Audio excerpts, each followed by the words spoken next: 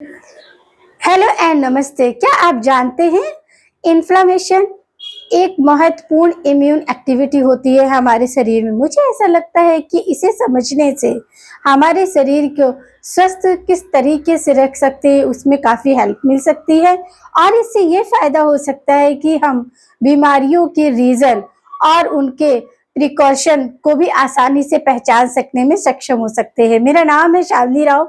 मैं digital biology science की digital रचयिता हूँ। आपको हमारा वीडियो पसंद आए तो लाइक करें, शेयर करें, साथ ही सब्सक्राइब करें। साथ ही बेल आइकन को प्रेस करना ना भूलें जिससे कि आपको न्यू वीडियो की नोटिफिकेशन मिलती रहे। तो गाइस चलिए स्टार्ट करते हैं हम अपना आज का टॉपिक। हमारा आज इन्फ्लामेशन है। इन्फ्लामेशन क्या होता है? इन्फ्लामेशन एक ऐसी एक्टिविटी हमारे शरीर में होती है जो हमारे इम्यून सिस्टम से रिलेटेड एक्टिविटी होती है। जब कभी हमारे शरीर में कोई चोट लगती है या फिर हमें किसी तरह से कोई इफेक्ट होता है, आघात लगता है, तब ये एक्टिविटी हमारे प्रोसीजर स्टार्ट हो जाते हैं। इन्फ्लेमेशन हम सिंपल ये कह सकते हैं कि हमारी प्रोटेक्ट एक्टिविटी है। क्या? इम्यून सिस्टम की प्रोटेक्टिव एक्टिविटी है। तो इम्यून आपका क्या है? इन्फ्लामेशन ये क्या है? एक तरह से हमारा जो बॉडी है, इम्यून सिस्टम क्या करता है? फाइट करता है माइक्रो ऑर्गेनिज्म से। तो इन्फ्लामेशन क्या है? एक हमारी बॉडी डिवाइस है, एक प्रोटेक्टिव डिवाइस की तरह काम करता है। जब कभी हमें चोट वगैरह लगती है तो इन्फ्लामेशन के फीलिंग से ही हमें ये पता लग पाता है कि वो कितना डीप है या फिर कितना शैलो है। तो हम कह सकते हैं कि इन्फ्लामेशन आपका क्या है? Protection device. क्या है आपका? प्रोटेक्टिव डिवाइस ऑफ बॉडी, या फिर हम कह सकते हैं कि हीलिंग होती है जो माइक्रो ऑर्गेनिज्म ने हमारी बॉडी में अटैक किया है, या फिर हम ये से कह सकते हैं कि किल्ड माइक्रो ऑर्गेनिज्म, जिसकी वजह से हमारी बॉडी में क्या होता है? इन्फ्लामेशन स्टार्ट होता है। तो ये क्या है? एक तरह से प्रोटेक्टिव डिवाइस है। अब देखिए, किसी भी टर्म में अगर आपका आइटिस हो जाता है, यानी कि ITIS अगर ये लग जाता है तो वो क्या हो जाता है? इन्फ्लामेटेड हो जाता है। जैसे कि आपका हिपेटाइटिस, तो ये क्या है? लीवर से रिलेटेड है। फिर है आपका नेफ्रिटाइटिस, नेफ्रिटाइटिस यानी कि किडनी से रिलेटेड है। तो किसी भी टर्म में अगर आपका टाइटिस लग जाता है तो वो क्या हो जाता है कि वो इंज्यूरी आपका, जैसे हेपेटाइटिस लीवर से रिलेटेड होती है, नेफ्रिटाइटिस इससे किडनी से रिलेटेड होती है। ऐसे ही आपका आर्थराइटिस होता है जो कि आपके ज्वाइंट से रिलेटेड होता है। तो कहीं भी अगर किसी भी टर्मिनोलॉजी में आपको ITS लिख के दिखे तो समझ लेना कि ये क्या है? आपका इंज्यूरी। आपका किससे रिलेटेड? इन्फ्लेमेशन से।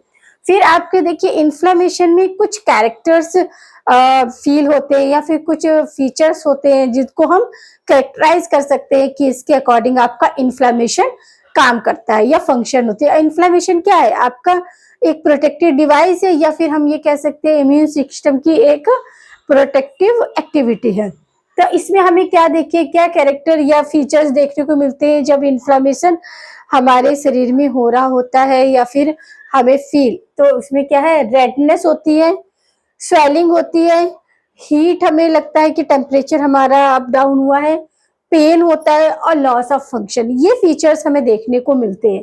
अगर कहीं पर रेडनेस है तो उसे रूबर बोलते हैं। क्या बोलते हैं? रूबर। अगर स्वेलिंग है तो उसे ट्यूमर बोलते हैं, और अगर हीट है तो उसे कॉलर बोलते हैं या कैलर बोलते हैं। पेन है तो इसे डैलर बोलते हैं, और लॉस ऑफ फंक्शन है तो इसे लीजा बोलते हैं। क्या बोलते हैं? लीजा। तो ये फीचर्स है वो हमें दिखाई देगा कि जैसे चलते चलते हमें चोट लग जाए, अचानक हमारा हाथ कट हो जाए तो क्या होता है? कट का साइन लग जाए तो हमें क्या फील होता है? Redness, swelling, heat. ये सारे के सारे हमारे मेन फीचर्स हैं जो क्या इन्फ्लेमेशन के अकॉर्डिंग हमें देखने को मिलते हैं। अब देखिए इन्फ्लेमेशन का फंक्शन क्या होता है? टू रिमूव या डिस्ट्रॉय द इफेक्टिव। अब जब हमें चोट लगी है, जैसे कि हम चलते चलते गिर गए तो हमारे बॉडी पे स्क्रैच आ गया या फिर हमें कुछ घाव हो गया, तो क्या हुआ कि वहां का हमारा टिश्यू डैमेज हुआ। तो ये एक तरह से क्या फंक्शन है? टू रिमूव या destroy the infective damage cell from body. तो वो जो टिश्यू हमारा डैमेज हुआ है तो वहां का जो सेल है उसको ही हम क्या करेंगे? रिमूव करते हैं, या फिर वो हमारे जो सेल है उससे इनसाइड हमें दिखने लगता है, तो वो स्वेलिंग की तरह फील होने लगता है, और वो एरिया क्या हो जाता है, रफली हो जाता है, रेडनेस हमें दिखाई देने लगती है, और जहां हमें चोट लगता है वहां पर हमारा टेम्परेचर भी हमें बढ़ा हुआ दिखता है। और कुछ टाइम के लिए जिस ऑर्गन में लगा, जैसे फॉर एग्जांपल पैर में, तो हमें ऐसा लगता है कि कुछ देर के लिए वो पर्टिकुलर पार्ट जो है वो हमारा फंक्शन नहीं कर रहा है, यानी कि लॉस ऑफ फंक्शन भी हमें फील होता है। तो ये आपके मेन फीचर्स है जब हमारे सेल को क्या इन्फ्लामेशन की नीड होती है। तो आप देखिए क्या क्या इवेंट होते हैं। अब हम देखेंगे कि इसका हमने टर्म देख लिया कि भाई इन्फ्लामेशन क्या है, आपका एक तरह से हमारी बॉडी का क्या प्रोवाइड आपका डिवाइस, प्रोटेक्टिव डिवाइस है, जो कि हमें क्या करता है, प्रोटेक्ट करता है, किससे, आपके जो माइक्रो ऑर्गेनिज्म आए हैं उनको किल करने का या हीलिंग करने का काम करता है। तो अब इसके इवेंट देखिए क्या होते हैं, इवेंट और इन्फ्लामेशन। तो इसमें अभी देखिए हमने देख लिया कि इन्फ्लामेशन क्या है, आपका एक प्रोटेक्टिव डिवाइस है बॉडी का, और फिर ये क्या एक तरह से हीलिंग ऑफ माइक्रो ऑर्गेनिज्म करता है, या फिर किल्ड माइक्रो ऑर्गेनिज्म करता है। और फिर अगर आइटिस लग गया तो क्या हो गया, हमारा किससे रिलेटेड हो जाता है, पर्टिकुलर ऑर्गन से, जैसे हिपेटाइटिस है तो ये लीवर से रिलेटेड है, नेफ्रिटाइटिस ये किससे, किडनी से हो गया, और आपको आर्थराइटिस ये किससे हो जाएगा, आपकी ज्वाइंट वगैरह से। और मेन फीचर्स इसके क्या होते हैं, रेडनेस जिसे रूबर बोलते हैं, स्वेलिंग, ट्यूमर, हीट तो इसे कैलर बोलते हैं, और पेन होता है तो डेलर बोलते हैं, और लॉस ऑफ फंक्शन तो लीसे बोलते हैं। फंक्शन क्या है कि जहां पर आपका डैमेज टिश्यू है उसको क्या करेंगे, रिमूव करेंगे। अब इवेंट देखिए, अब हम देखते हैं नेक्स्ट पॉइंट पे कि हम इवेंट कैसे आता है। तो इवेंट ऑफ इन्फ्लामेशन, तो इस इवेंट ऑफ इन्फ्लामेशन में कुछ पॉइंट हम यहाँ पर डिस्कस करेंगे, जैसे माइग्रेशन, वेसोडाइलेशन, रोलिंग एंड डिहेशन, और आपका डाइफेटिसिस या फिर एक्स्ट्रा वेस्टिलेशन, कीमोटॉक्सिन, और आपका डिग्रेडेशन या रिमूव, डब्ल्यूबीसी ये भी कह सकते हैं, या इन्फ्लेमेशन। तो इतने इवेंट हमारे इन्फ्लेमेशन में इंक्लूड रहते हैं, क्या क्या, migration, vasodilator, rolling and adhesion, diapedesis, और आपका कीमोटॉक्सिज्म, एंड आपका डिग्रेडेशन। ये आप देखिए हम फिगर से आपको एक्सप्लेन करने की कोशिश कर रहे हैं। आप देखिए जैसे फॉर एग्जांपल कि हम चलते चलते अचानक गिर गए, तो हम गिर गए, फिर क्या होगा कि हम गिरे तो हमें वहां पर स्क्रैच आ गया, तो क्या हुआ कि पर्टिकुलर, क्योंकि पूरे लेग में हम गिरे, तो हम गिरे, हमारे गिरने का रीजन इम्बैलेंस होना, तो ऐसा नहीं कि हमारे पूरे लेग में पर्टिकुलर पॉइंट पे हमें स्क्रैच आया, तो जहां स्क्रैच आया वहां के डैमेज टिश्यू हुए।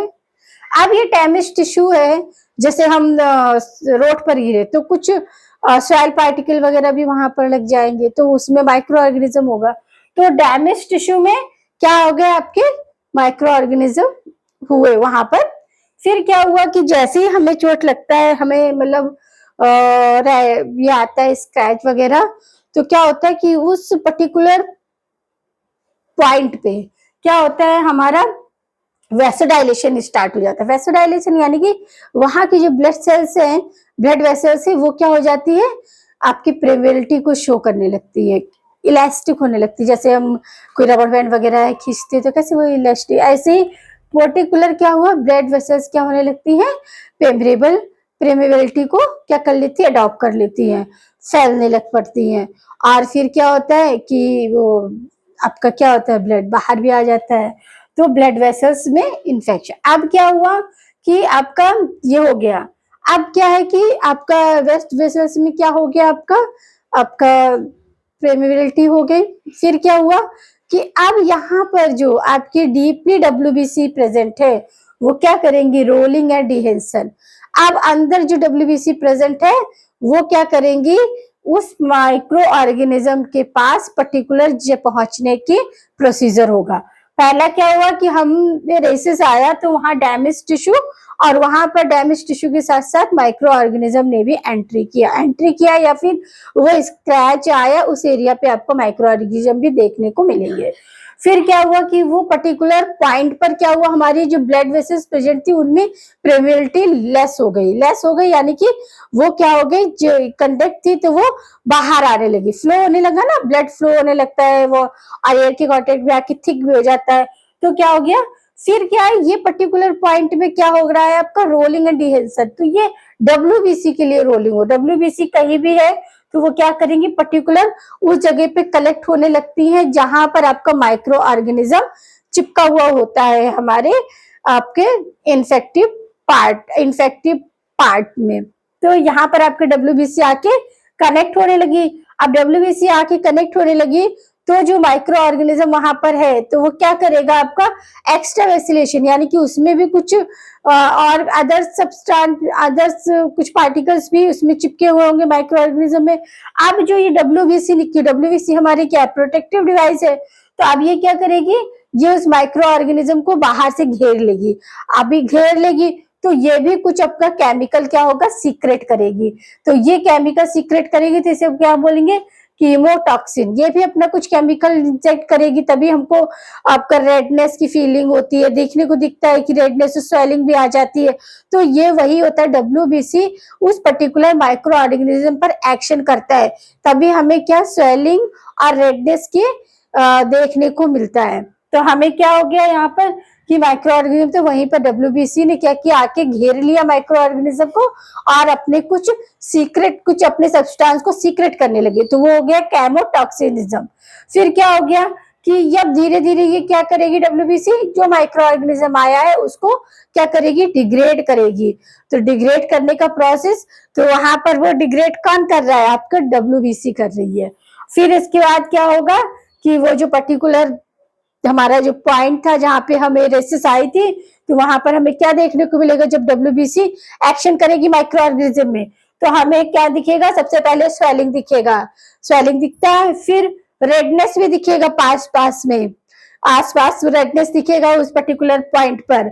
फिर हमें टेम्परेचर भी ऐसा लगेगा कि उस पर्टिकुलर स्कैच के आसपास जो है वो हमारी बॉडी टेम्परेचर भी क्या है, स्किन भी हमें थोड़ी क्या हीट टेम्परेचर ऑटोमेटिकली बढ़ जाएगा। फिर पेन भी हमें फील होगा, और पेन फील होने के बाद हमें कुछ टाइम तक ऐसा लगेगा कि उस पर्टिकुलर पॉइंट पे हमारा कोई फंक्शन नहीं हो रहा मतलब कि जो बाहर से अंदर से ब्लड वगैरह निकल रहा है वो स्टॉप हो गया, तो ऐसा हमको लगेगा कि वहां पर लॉस ऑफ फंक्शन। तो ये सारे, और फिर वहां पर इन्फ्लामेशन आपका क्या होगा, स्टार्ट हो जाएगा। तो इन्फ्लामेशन का देखा किस तरह आपका सारा सीक्वेंस होता है। ये एक तरह से हमने पहले ही बताया आपको, प्रोटेक्टिव डिवाइस होता है, क्या होता है, और इसे हम क्या बोलते हैं, इसे हम इन्फ्लामेटरी बैरियर भी बोल सकते हैं। क्या हमारी बॉडी में प्रेजेंट क्या होता है, इन्फ्लामेशन को हम अदर वर्ड में ये भी बोल सकते हैं कि ये हमारे जो बॉडी है उसका क्या रहता है, आपका इन्फ्लामेटरी बैरियर भी होता है। इन्फ्लामेटरी बैरियर यानी कि हमें कोई चोट लगा तो वो कैसे, आपका चोट कैसे लगा, यानी माइक्रो ऑर्गेनिज्म ने आके हमारे सेल पर क्या किया, अटैक किया, तो वहां के जो टिश्यू हैं वो क्या हो जाएंगे, डैमेज हो जाएंगे। फिर वहां पर रिपेयरिंग और हीलिंग या फिर किल्ड माइक्रो ऑर्गेनिज्म, यही प्रोसेस आपकी क्या है, इन्फ्लामेशन आपका कहलाता है। तो इन्फ्लामेशन में हमने क्या क्या ही देखा कि इन्फ्लामेशन एक तरह से हमारा प्रोटेक्टिव डिवाइस है, या फिर हम ये कह सकते हैं वहां पर हीलिंग माइक्रो ऑर्गेनिज्म होता है, या आप कह सकते हैं किल्ड माइक्रो ऑर्गेनिज्म को करने वाला प्रोसीजर है। आप किसी भी टर्म के साथ अगर आप सफिक्स देखेंगे कि आइटिस लगा है तो वो क्या हो जाएगा, हिपेटाइटिस किससे रिलेटेड है, लीवर से, और आपका नेफ्रिटाइटिस किससे रिलेटेड है, किडनी से, आर्थराइटिस किससे रिलेटेड, ज्वाइंट से। तो ये किससे, जिन डिफरेंट पर्टिकुलर टर्म से रिलेटेड हो जाते हैं। और इसका कैरेक्टर क्या देखे हमने, रेडनेस, स्वेलिंग, हीट, पेन और लॉस ऑफ फंक्शन। अब रेडनेस को क्या बोलते हैं, रूबर बोलते हैं, और जो आपका स्वेलिंग हुआ है वो वहां की स्किन स्वेल कर जाती तो उसे ट्यूमर बोलते हैं, और हीट यानी कि पर्टिकुलर वहां का टेम्परेचर हाई हो जाता है तो उसे कैलर बोलते हैं। पेन हमें होता है तो इसे डैलर बोलते हैं, और लॉस ऑफ फंक्शन तो लीजा बोलते हैं। कितने इवेंट होते हैं, माइग्रेशन होता है, वेसोडाइलेटर, वेसोडाइलेटर में क्या है, आरबीसी यानी कि ब्लड वेसल्स जो है वो क्या हो जाती है, परमेबिलिटी को लेस कर देती है, यानी कि बहुत ज्यादा कंडीशन में परमेबल हो जाती है। रोलिंग एंड डिहेंसन, रोलिंग एंड डिहेंसन किससे रिलेटेड है, रोलिंग एंड डिहेंसन डब्ल्यूबीसी से, डब्ल्यूबीसी थोड़ा अंदर प्रेजेंट होती है, आरबीसी में जब प्रेबिलिटी हाई हुई तो डब्ल्यूबीसी भी क्या हुई, माइक्रो ऑर्गेनिज्म को खोजते खोजते उसके पास पहुंचती है, तो यही आपका रोलिंग एंड डिहेंसन की एक्टिविटी होती है। और जैसे ही वो माइक्रो ऑर्गेनिज्म को क्या करती है, कवर करती है, तो वो एक्स्ट्रा वेसिलेशन होता है, और फिर वो माइक्रो ऑर्गेनिज्म को किल करने के लिए एक सब्सटेंस सीक्रेट करती है जिसे बोलते हैं कीमेटोटॉक्सिन, और फिर कीमेटोटॉक्सिन के इफेक्ट से क्या होता है, डिग्रेडेशन की एक्टिविटी होने लगती है, डिग्रेडेशन की एक्टिविटी यानी कि हमें क्या स्वेलिंग फील होगा, रेडनेस फील होगा, और उस पर्टिकुलर पॉइंट पे पेन भी होगा, और हमारे क्या होगा, टेम्परेचर भी हमें वहां पर हाई फील होगा, और साथ में हमें लॉस ऑफ फंक्शन कि उस पर्टिकुलर पॉइंट पे हम कुछ कर सकने में, क्योंकि हम उसे छूने में भी आउट करते हैं, तो क्या होता है, हमारा लॉस ऑफ फंक्शन भी कुछ टाइम ये वहां फील होता है। तो ये सारे कैरेक्टर हमारे क्या है, स्वेलिंग, रेडनेस, टेम्परेचर या हीट, पेन भी होगा हमें, और हमारा लॉस ऑफ फंक्शन भी, हमें ये सारा चीजें क्या देखने को मिलती है, इन्फ्लामेशन की एक्टिविटी में देखने को मिलती है। तो समझ आया इन्फ्लामेशन क्या है, ये आपके इम्यून सिस्टम से ही रिलेटेड है, और एक तरह से हमारा क्या है, प्रोटेक्टिव डिवाइस है। तो समझ लगा, छोटा कॉन्सेप्ट था मगर फिर भी पूरे फीचर्स के साथ और पूरे बेहतर सेंटेंस के साथ हमने समझाने की कोशिश की है। उम्मीद करते हैं कि आपको समझ आया होगा, और साथ ही हम ये भी कहना चाहते हैं कि आप जितना भी पढ़ें उसका रिवीजन जरूरी है, क्योंकि रिवीजन करेंगे तभी चीजें आपको ज्यादा समय तक आप याद रख सकते हैं, और एग्जाम में बेहतर रिजल्ट आपका कौन बनाता है, रिवीजन ही बनाता है। इसलिए कोशिश करें कि जितना आप आगे सिलेबस को बढ़ा रहे हैं, पढ़ रहे हैं, उतना ही जरूरी है रिवीजन। जो रोज आप 2 घंटे पढ़ रहे हैं तो उसमें रोज के में आपका 20 मिनट कम से कम रिवीजन पोर्शन होना चाहिए। पिछला जो पढ़ा है उसे रिवाइज करके ही आगे बढ़ेंगे तो आपको रिजल्ट भी बेटर मिलेंगे, और आपको कंसेप्ट भी क्लियर रहेगा, और आपने लगेगा कि हाँ वाकई हमारा सिलेबस बढ़ रहा है। केवल बड़े बड़े नोट्स रख लेने से और आपका कलरफुल पेन यूज करने से ये ऐसी चीजें कभी भी क्लियर नहीं होती है। क्लियर चीजें होती है उनको समझने से, पढ़ने से। कोई चीज समझ नहीं आ रहा है, कोई कंसेप्ट आपको परेशान कर रहा है, तो उस कंसेप्ट को बार बार क्या करें, रीड करें, क्योंकि कोशिश करें कि आप जितनी ज्यादा रीडिंग करेंगे उतनी ही ज्यादा आपको कंसेप्ट समझने में भी हेल्प मिलती है। तो रीडिंग इज मच मोर कि 1 टाइम किया, 2 टाइम किया, नहीं समझ आ रहा है तो उसे आपको 10 से 12 टाइम करना ही पड़ेगा, और कोई ऑप्शन नहीं है आपके पास जब तक कि आप बेहतर कंसेप्ट, क्योंकि अभी आप 11 में हो, 12 में आओगे, फिर आगे आप क्या ही करोगे, कॉम्पिटिटिव एग्जाम की प्रिपरेशन करेंगे। और कॉम्पिटिटिव एग्जाम में भी 2 ही एग्जाम ज्यादा प्रेफरेंस करते हैं बच्चे, नीट या IIT, तो उन सब में आपको कंसेप्ट की जरूरत पड़ेगी। कंसेप्ट के साथ ही आपको अपनी NCERT नहीं छोड़नी है। कितना भी आपने क्लास लगाया, कुछ भी लगाया, बट आप NCERT को लेकर ही चलेंगे, क्योंकि NCERT का लाइन बाय लाइन पढ़ना कॉम्पिटिटिव एग्जाम में बहुत जरूरी है। क्योंकि हमारे जितने भी कॉम्पिटिटिव एग्जाम होते हैं, हमारी जो गाइडलाइन है NCERT ही है। इसलिए आपको 9 to 12 NCERT तो सारी पढ़नी ही होती है, और अच्छे से पढ़नी होती है। क्यों? क्योंकि NCERT क्या होता है, कंप्रेस पार्ट होता है, इजी वे में समझ नहीं आता है, इसलिए उसे जब 3-4 बार पढ़ेंगे तभी कंसेप्ट क्लियर होता है। लिखने को बड़ी बड़ी बातें 2 लाइन में NCERT लिख देती है, बट जब उसका कंसेप्ट क्लियर करने चलते हैं तो वही कंसेप्ट क्लियर करने में हमारा 1 पेज का थ्योरी बनता है। एक वर्ड दे दिया है, और उस एक वर्ड के लिए आपको क्या करना पड़ेगा, उसके पूरे रूट तक जाना पड़ेगा, तब कहीं जाके आपका कंसेप्ट क्लियर होगा। तो इतना कंप्रेसिव मैटर दिया हुआ है NCERT में कि उसको डिटेल जब तक आप समझेंगे नहीं, आपको कंसेप्ट क्लियर नहीं होंगे। कंसेप्ट क्लियर नहीं होंगे तो आपको क्वेश्चंस लगाने में प्रॉब्लम आएगी। क्वेश्चन लगाने में प्रॉब्लम कंसेप्ट की वजह से ही आती है। इसलिए जितना पढ़े आप 100% श्योर पढ़ें, और विथ रिवीजन के बिना आप अपनी तैयारी इनकम्प्लीट समझे। जितना ज़्यादा आप रिवीजन करोगे आपका रिजल्ट उतना ही ज़्यादा बेहतर होता जाएगा। मिलते हैं अगले किसी पार्ट में।